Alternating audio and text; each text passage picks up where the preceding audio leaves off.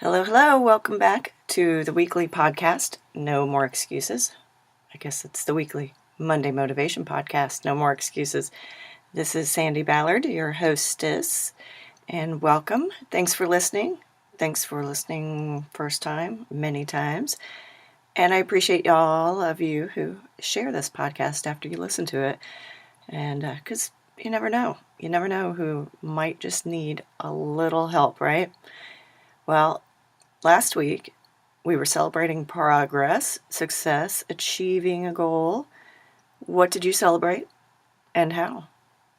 Tomorrow is my second book release party.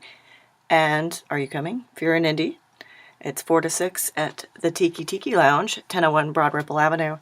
If you can't make it, shameless plug, find my books on Amazon. Not on my Amazon, just get on Amazon and find them. Or email me, sballard@growingforward.biz, and I can send you the link, or maybe I'll just send you a signed copy, right? Well, I heard from a few people. Actually, I heard from quite a few and just saw what people were doing, some of my clients and just people who, in general, who emailed me. One person was celebrating by scheduling a massage for hitting her goal weight. And another has scheduled a mini vacation. And another one celebrated with the office for hitting some sales numbers, hitting their goal sales numbers. And I could read them all, but because they were super cool. But, it's just different ways to celebrate your progress, just to take a second and, whether it's by yourself or with the office or with friends and family, just taking that time to acknowledge everyone and everything it took to get where you are now, right? We're down to the last 2 weeks of the year. I know for me, this year is definitely ending better than it began. It's been a lot of work, and the biggest change was my own mindset. And now I'm not stopping. I'm sitting down and I'm thinking about what more I can do. Whether it's this week, next year, how can I build upon the success I've had and the goals I've achieved? We all have or should have big goals and small goals. For example, my book is a big goal. Losing that 5 pounds that I've been talking about turned into 8 pounds. Small goal. Dave, with Amazing Hazel Sauces, launched his Bloody Mary mix in June. It's a spin-off of his chili sauce. He uses the leftover product to make a Bloody Mary mix, which is fantastic. So that's a huge goal of his. Josh, chef that I've been working with a little bit, has launched his Griff Reaper hot sauce. So check that out on Instagram, the Griff Reaper hot sauce. And also check out AmazingHazels.com. If you love Bloody Marys and you love just chili sauce, you can use it. You can put that shit on anything, right? So no matter big or small, they all affect our lives, the goals.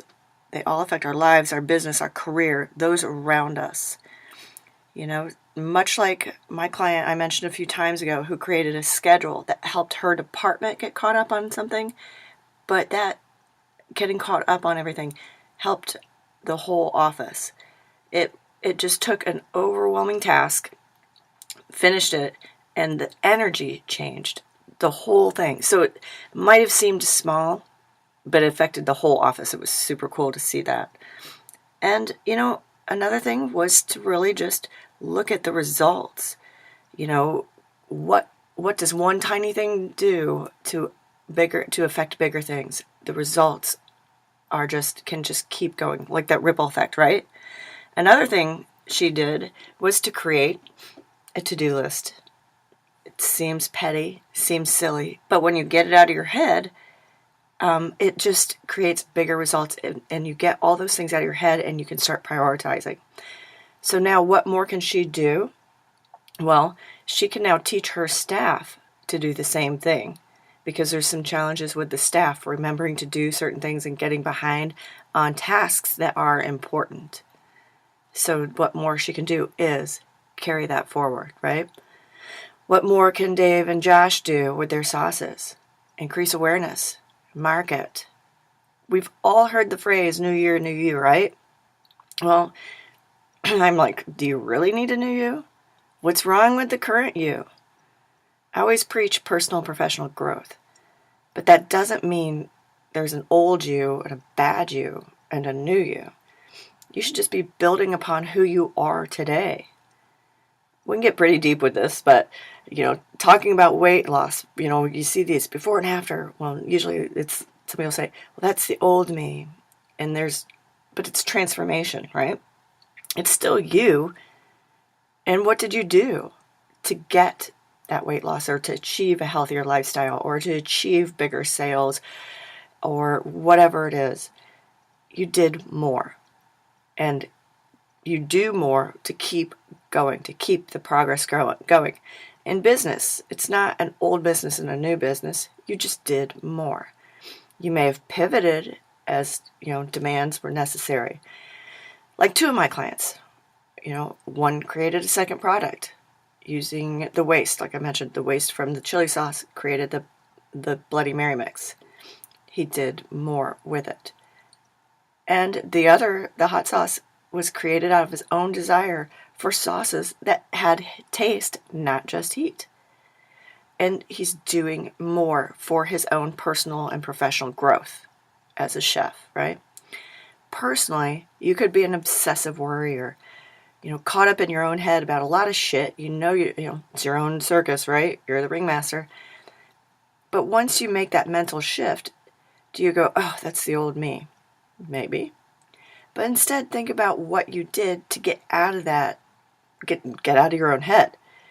You built upon who you are, or who you were at that time, right? It's called growth.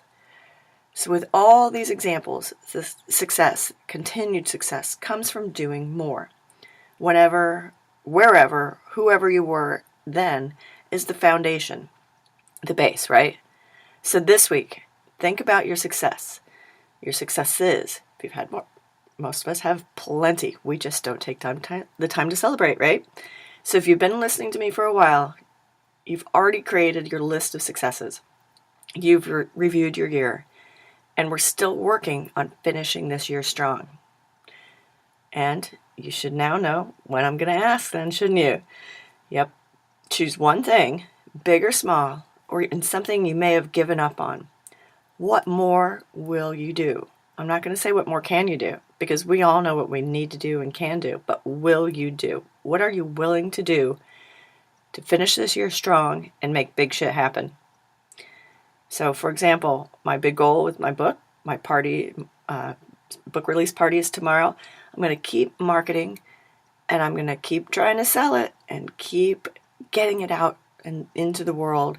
And I want to set up 2 more book release parties for January. All right, what about you?